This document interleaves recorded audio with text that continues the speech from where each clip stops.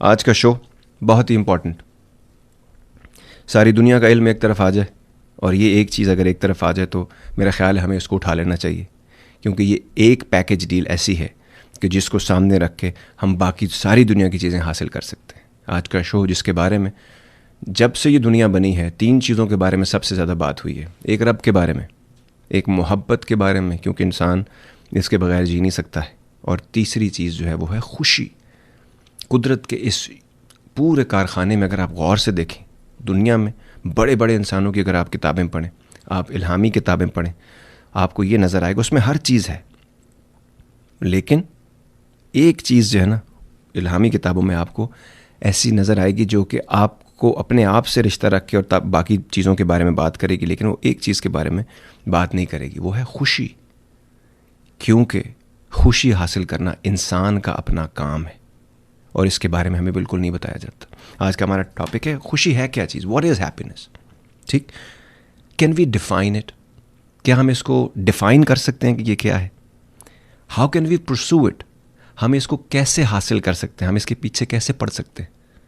उसके बाद हमें कैसे पता चलेगा कि हमारे पास पहले से खुशी है या नहीं? हमें यह कैसे पता चलेगा कि हमने खुशी हासिल कर ली है? और जब खुशी आती है तो ऐसे उसकी कौन सी निशानियाँ, हर चीज़ की, जैसे बीमारी की सिम्टम्स होते हैं ना, निशानियाँ होती हैं, इसी तरह खुशी की भी कुछ निशानियाँ होती हैं। वो हम में हैं या दूसरों में हैं या नहीं, ये है हमारा आज का टॉपिक। मैं कोशिश करूँगा कि आप तमाम लोगों के पॉइंट्स जो हैं वो पहुँचाए जा सकें दुनिया तक, जहाँ पे ये नॉर्थ अमेरिका में प्रोग्राम देखा जा रहा है, उसके बाद यूट्यूब में पूरी दुनिया में इसको लोग देखते भी हैं, सुनते भी हैं।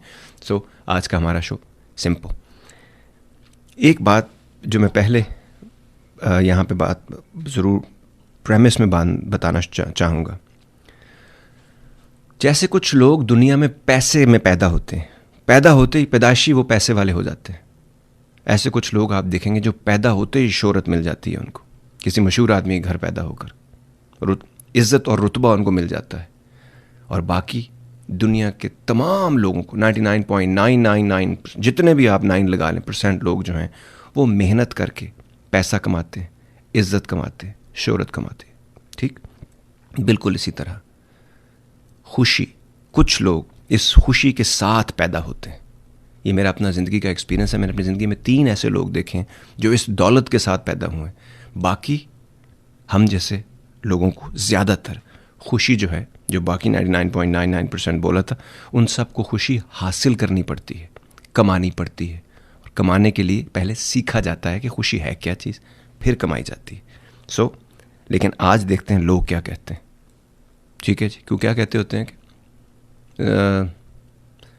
ज़बान खल्क को नक़ारा खुदा समझो।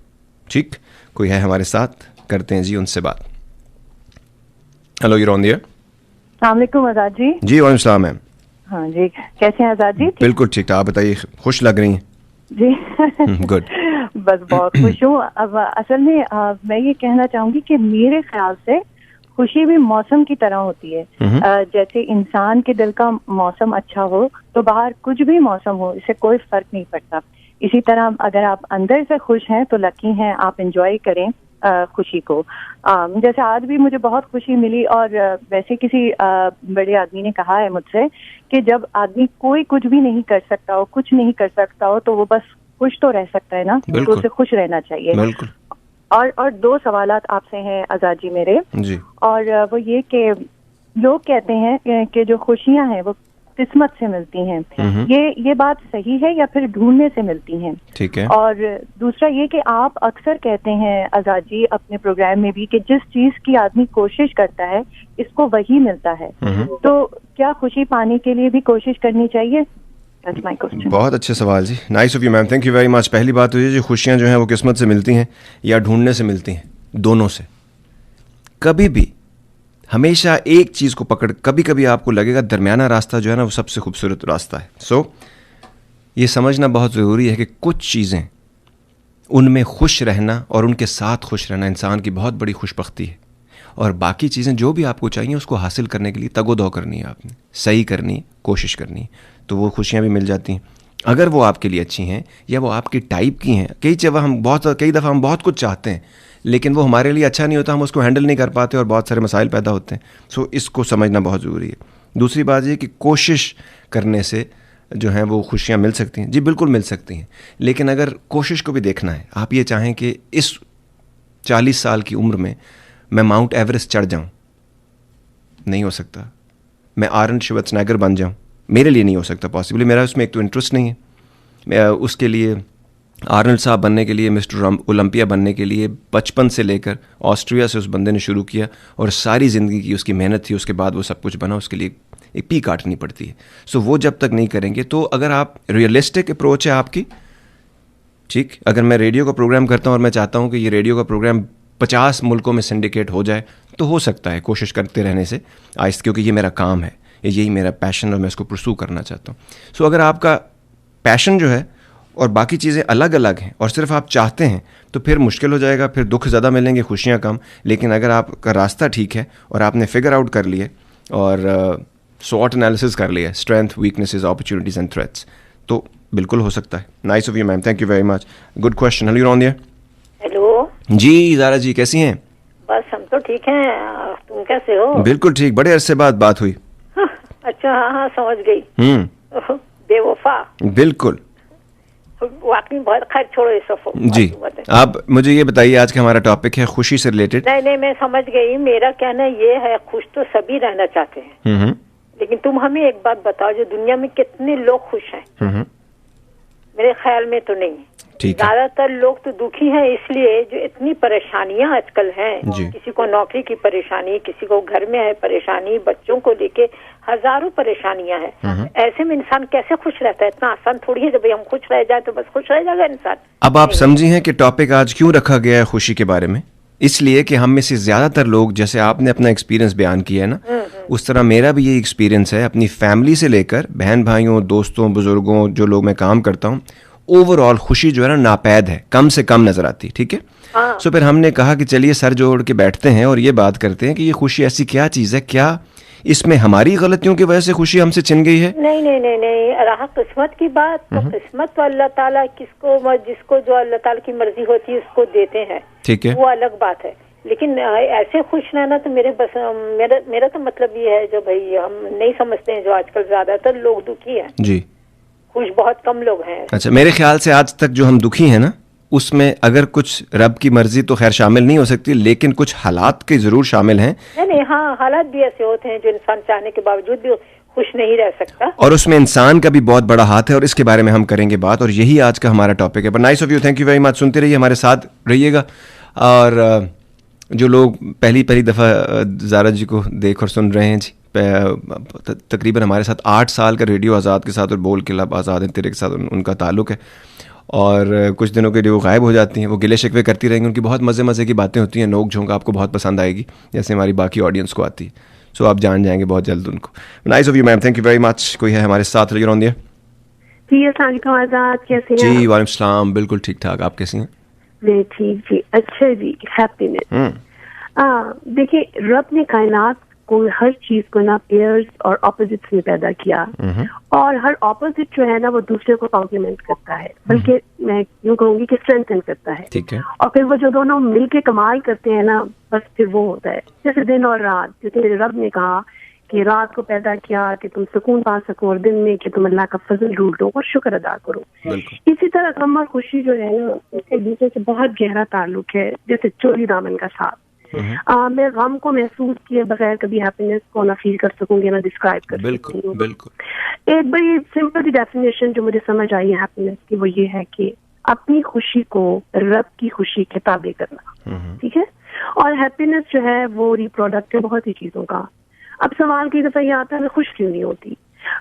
इसको मैं ऐसे कह सकती हूँ कि जब मैं अपनी जात की मिसाल से, कि जब मैंने अपनी जिंदगी के मकसद को जब सोचना और समझना शुरू किया, तो मैंने इस रास्ते पे पहला स्टेप तो ले लिया, मगर अब उस पे मुझे आगे लेते रहना था। लेकिन जब भी कोई चीज स्टैटिक हो जाती है या उस पर जमूत तारी होता है तो वो खत्म हो जाती है। ठीक। तो कायनात में भी देखिए, हर चीज अपने मदार में चल रही है, काम कर रही है। अब ये नहीं है कि मुझे रास्ते में बहुत तेज भागने की जरूरत है कि मैं सब इकट्ठा कर लूँ, कि मैं गिरती पड़ती रहूँ। मुझे हर कदम बहुत सोच समझ के और एक पूरे यकीन, जो यकीन है ना, उसके साथ उठाना है।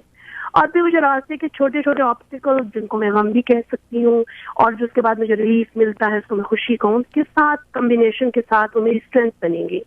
और फिर वो बड़े जो चैलेंजेस होंगे उनको फेस करने की ना मेरे में जो एक स्ट्रेंथ और एक अजीब सा जो एक हिम्मत आती है ना, मैं तो जी हर चीज अपनी तकलीफ से अपने रब में पाती हूँ कि जब उसने कह दिया कि मैं किसी पर उसकी बर्दाश्त से ज्यादा बोझ नहीं डालता, तो ये मेरा हर वक्त का रोना पीटना ये कब समझ आया? ये इतनी एनलाइटनिंग बात आपको उम्र के किस हिस्से में जाके समझ आई? क्या आप बचपन से ऐसी थी या बाद में जब समझ आना शुरू हुई, जब इदराक होने शुरू हुए, उसके बाद ये आपकी सोच का धारा इस तरफ आया है? जी, सबसे पहले मेरा अपने रब से इंट्रोडक्शन हुआ था वो ये हुआ था कि I had a still born baby.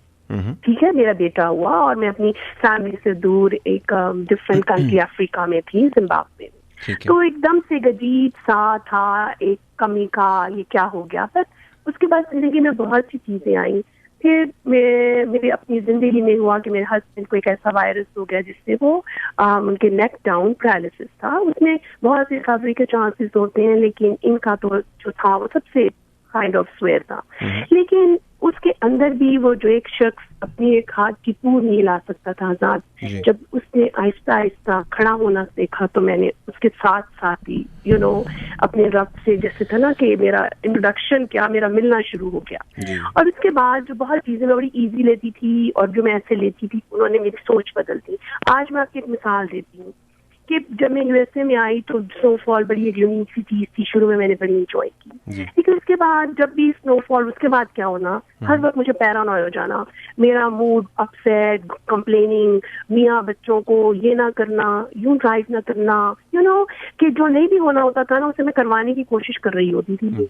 लेकिन आहिस्ता आहिस्ता एक चीज जो थी ना, वो आराम सुकून आने लग गया कि ये अल्लाह के मौसम दिए हुए हैं, इनमें कोई चीज है, हिकमत है।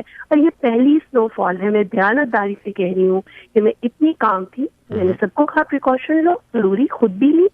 लेकिन जब मैं उठी उस सुबह तो हर चीज जो इतनी ढकी हुई थी बर्फ में, वो एक कितना खूबसूरत सीन था कि मैं अपने तमाम फ्रेंड्स को जो मैंने महसूस किया और किया वो शेयर किया। अब मैं आपको सिर्फ 2-3 चीजें ट्राई करूंगी कि जल्दी से बताऊं जो मेरे लिए बहुत इनलाइटनिंग थी। पहले भी मैं वो चीजें जब जमीर के झटके पड़ते थे तो कर लेती थी, लेकिन इस दफा मैंने बहुत नेक नियति से और बहुत दिल से की कि जैसे मैंने अपनी एक नेबर है, ज़ईफ हैं, कमजोर हो गई हैं, तो उनका फ्रंट का वॉक भी थोड़ा सा साफ किया कि अपनी कार तक जा सकें, कोई बड़ा और ज्यादा काम नहीं। अच्छा, दूसरा जो बात थी कि मेरा जो ड्राइव है वो बहुत स्पीड है, तो मैं उसको खुद नहीं साफ कर सकती, मुश्किल होता है। तो मेरा जो स्नो प्लाउ करने वाला जो आदमी है वो आया, उसके साथ 2-3 बच्चे थे। तो मैंने देखा वो इतना फ्रेश और इतनी स्माइलिंग फेस, तो मैंने उसको बोला कि कि I believe it's a long day but you look so fresh, मतलब इट्स ग्रेट। तो उसने मुझे क्या जवाब दिया, उसने कहा yeah it's been a very very long day, I am up from 4 AM but a great day, we all can pay our bills. तो मैंने देखा इसमें कितने लोगों को रोजी मिल गई, मुश्किल चल गई किसी। बिल्कुल। और जो तीसरी चीज एक और है वो ये कि देखें, पाकिस्तान के जिस हिस्से से मैं हूँ, लाहौरी, हम तो हर चीज मौसम को भी फूड के साथ सेलिब्रेट करते हैं। तो जैसे मैंने भी गरम गरम चीज बनाई और अपनी एक और नेबर ने ले गई। अब देखिए उन्होंने क्या कहा, उन्होंने कहा यानी मैं इतना वीक आज फील कर रही थी कि कुकिंग की मेरे में हिम्मत नहीं थी और मैं अपनी ग्रोसरीज भी नहीं ला सकी मौसम की वजह से। तो फिर आजाद एक छोटी सी सोच ने इतने काम करा दिए और वो दिन इतना खूबसूरत था, अल्हम्दुलिल्लाह। जी, nice of you ma'am, thank you very much. We have to take a short commercial break. बहुत ही खूबसूरत थॉट और बहुत सारी चीज़ें आपने हमसे शेयर की, हम पे में कन्फाइड करने के लिए और अपनी दिल की बातें कहने के लिए और सच को और अपनी फीलिंग्स को सामने रखने के लिए बहुत शुक्रगुज़ार हैं आपके। और उम्मीद करता हूँ कि बाकी लोग इन छोटी छोटी चीज़ों से जो खुशी हम पा सकते हैं उसके बारे में ज़रूर सोचेंगे। वापस आते हैं, लेते हैं एक छोटा सा कमर्शियल ब्रेक और मन चाहे तो हमारे साथ रहिएगा। बहुत सारे सवालात हैं जो आए हुए हैं, उनके बारे में बात करेंगे। Welcome back ladies and gentleman, you watching radio Azad on TV1 और आप हमें सुन भी सकते हैं, प्रोग्राम का हिस्सा बन सकते हैं आप radioazad.us पर जाकर। और प्रोग्राम बोल के लाभ आज़ाद हैं तेरे, जो कि 4 PM to 6 PM पेश किया जाता है तमाम दुनिया के लिए। ज़रा थोड़े से ऑब्जेक्टिव होते हैं और प्रोग्राम को किसी करवट बिठाते हैं। जी, सबसे पहली बात, what is happiness, can we define it? एक बात आपने याद रखनी, ज़िंदगी में जो चीज़ हम डिफ़ाइन नहीं कर सकते वो हम कभी पा नहीं सकते। डिफ़ाइन उसकी वजह क्या है? क्योंकि जब तक हम कोई चीज़ डिफ़ाइन ही नहीं कर सकते, इसका मतलब है हमें उस चीज़ के बारे में कुछ ख़ास पता नहीं है। तो फिर उसको हम हासिल कैसे करेंगे? मिशन ही नहीं है, मिशन स्टेटमेंट ही नहीं है, एम ही नहीं है, ऑब्जेक्टिव्स ही नहीं है, तो चीज़ हासिल कैसे होगी? इसलिए जब भी लोग आते हैं, कोई बात करते हैं और प्रॉब्लम अपनी बताते हैं, मैं उनसे हमेशा कहता हूँ आप इसको लिख लें। बल्कि आप ये लिख लें कि आप चाहते क्या हैं ज़िंदगी में। आप यकीन करें, आज तक सिवाय 1-2 बंदों के 100 में से 1-2 ने लिखे, बाकियों के पास इतना टाइम भी नहीं था कि वो लिखें। इसका क्या मतलब है? इसका मतलब है कि ये चीज़ आपके लिए इतनी अहमियत ही नहीं कि आप इसके लिए 2 मिनट निकाल के ये तो चाहें कि आप लिख लें कि आप चाहते क्या हैं। जब आप यही नहीं कर सकते तो बाकी चीज़ें कैसे होंगी? एक कुछ लोग कहते हैं happiness is absence of sadness. जब दुख नहीं होता तो आप खुश फील करते हैं। बहुत सारे लोग बहुत कुछ कहते हैं, लेकिन मैं सिर्फ एक चीज़ पे मेरी ज़िंदगी की सुई अटक गई है, और वो ये है कि एक तरफ आप मुझे मैं अपनी बात कर रहा हूँ, अब इस उम्र में आकर जो मैं समझ रहा हूँ, आहिस्ता से थोड़ी थोड़ी समझ आ रही है, मट्टी गर्द हटाने की कोशिश कर रहा हूँ अभी मैं।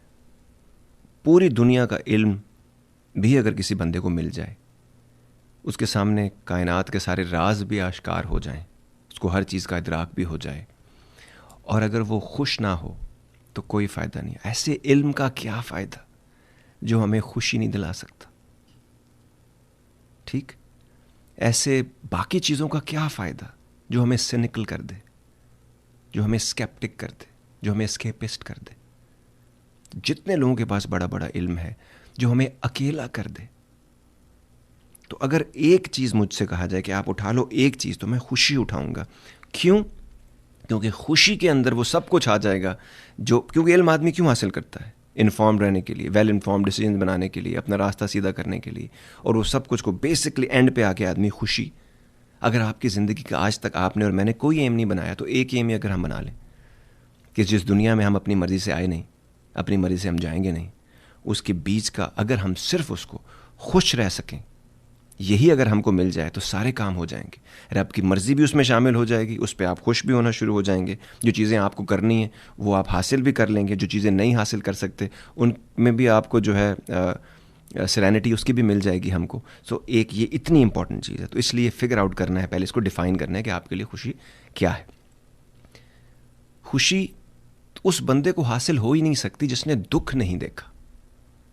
जब आपने अंधेरा ही नहीं देखा तो उजाले की क्या कीमत? शैतान देखा ही नहीं है तो इंसान की क्या कीमत? दुख, जिंदगी जीना, एक्सपीरियंसेस लेना। शायर कितना खूबसूरत शेर है जो कहता है कि बहुत मुद्दत बाद निखरा है मेरे चेहरे का रंग, बहुत मुद्दत बाद निखरा है मेरे चेहरे का रंग, हादसे कितने ज़रूरी थे जवानी के लिए। सो ये पहले तो हमने ये समझना। वो नेपोलियन साहब थे जो कहते थे ना, बड़ी खूबसूरत बात थी, life without scars is a shallow life. वो ज़िंदगी जिसमें हमें चरके नहीं लगे, जिसने कुछ निशान नहीं छोड़े हम पर, वो एक सतही सी ज़िंदगी है। हमें से बहुत सारे लोग समझते हैं कि माँ बाप का मर जाना, मैंने आज तक अपनी ज़िंदगी में लोग देखे हैं जो अब भी इसी तकलीफ़ और इसी दुख में हैं कि उनके माँ बाप मर गए। मैं अब आगे ये बात आपसे कह सकता हूँ क्योंकि मेरी माँ भी नहीं है और बाप भी नहीं है, दोनों फौत हो गए। ठीक, अब मैं आके आपसे कह सकता हूँ कि इसके ऊपर दुख नहीं है मुझको। उन्होंने अपनी ज़िंदगी बहुत अच्छी जी, इससे बेहतर नहीं हो सकती थी, बहुत अच्छी जी। वो जहाँ पर हैं बहुत अच्छी जगह है, मुलाकात हो जाएगी दोबारा। और वो कहाँ गए हैं? मेरे अंदर रहते हैं। मैं अपने बाप की तरह सोचता हूँ, मैं अपनी माँ की तरह का मेरा दिल है, वो रोज़ मेरे साथ चलते फिरते उठते बैठते हैं। मैं कभी कभी उनसे इवन बात भी कर लेता हूँ। ठीक, और हमारा ईमान है कि मिलना है तो फिर मिलना है।